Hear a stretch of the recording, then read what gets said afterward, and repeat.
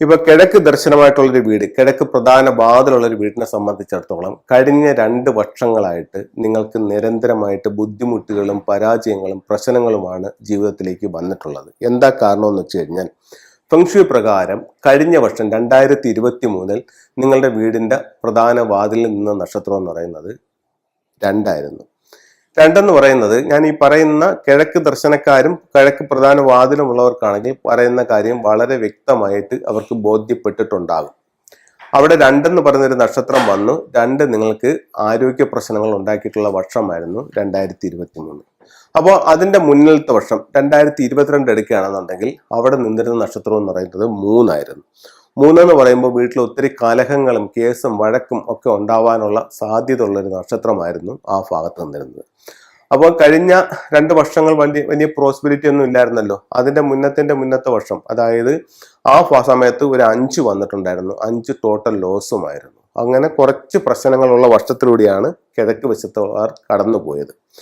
അപ്പോൾ ഈ കഴിഞ്ഞ 2 വർഷങ്ങളായിരുന്നു ഏറ്റവും മോശം. അപ്പോൾ ഈ വർഷം നമുക്ക് കിഴക്കിൽ വരാൻ പോകുന്ന നക്ഷത്രം എന്ന് പറയുന്നത്, വരാൻ പോകുന്നതല്ല, വന്ന നക്ഷത്രം എന്ന് പറയുന്നത് 1 ആണ്.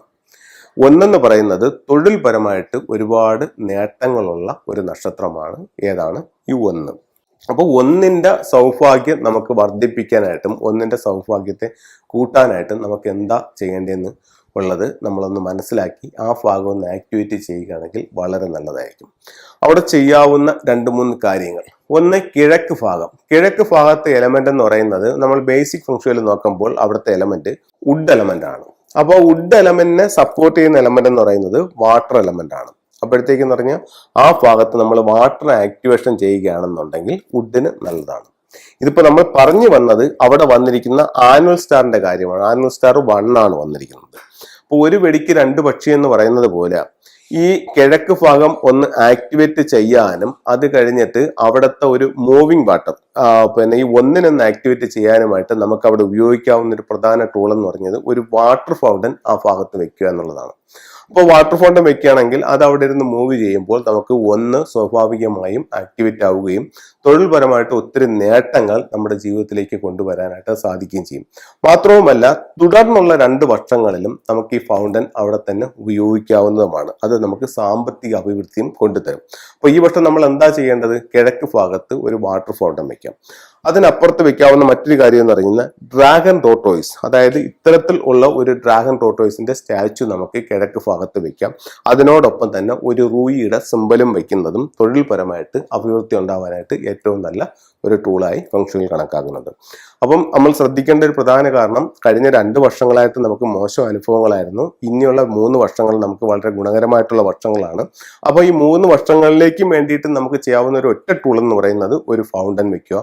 ഫൗണ്ടൻ വെച്ച് കഴിഞ്ഞാൽ നമുക്ക് തൊഴിൽപരമായിട്ടും സാമ്പത്തികമായിട്ടും ഒക്കെ വരും വർഷങ്ങളിൽ നമുക്ക് വിജയം ഉണ്ടാവാനായിട്ട് ഈ ഒരു ഫൗണ്ടൻ കൊണ്ട് സാധിക്കുന്നതാണ്. അപ്പോൾ നമുക്ക് അവിടെ ഫൗണ്ടൻ ഉപയോഗിക്കാം. അതുപോലെ നമുക്ക് ചെയ്യാവുന്ന മറ്റൊരു കാര്യം എന്ന് പറയുന്നത് ഡ്രാഗൺ ടോർട്ടോയിസിന്റെ ആ ഒരു സ്റ്റാച്യുവും ഒരു റൂയിയുടെ ഇതും കൂടെ വെക്കുന്നതും തൊഴിൽപരമായിട്ട് വലിയ ഗുണങ്ങൾ നമുക്ക് ഉണ്ടാക്കാനായിട്ട് നല്ലതാണ്. അപ്പം 1-2 ടൂൾസും കൂടെ നിങ്ങൾക്ക് പരിചയപ്പെടുത്താം. ഇത് ഒരു വിക്ടറി ഹോഴ്സിന്റെ ടൂളാണ്. ഇത് നമുക്ക് പേരും പ്രശസ്തിയും വിജയവും ഉണ്ടാവാനായിട്ട് വളരെ നല്ല ഒരു ടൂളാണ്. അതുപോലെ വീട്ടിൽ ശാന്തിയും സമാധാനം ഉണ്ടാവാനായിട്ട് ഇത്തരത്തിലുള്ള ഒരു ശ്രീബുദ്ധന്റെ സ്റ്റാച്യു വെക്കാം. അതുപോലെ വീട്ടിലേക്ക് ഒത്തിരി പ്രോസ്പെരിറ്റിയും സമ്പത്തും സൗഭാഗ്യങ്ങളും വരാനായിട്ട് നമുക്ക് ഇത് വെക്കാം. ഏതാണ്? ട്രാവലിംഗ് ബുദ്ധ എന്ന് പറയുന്നത് വെക്കാം.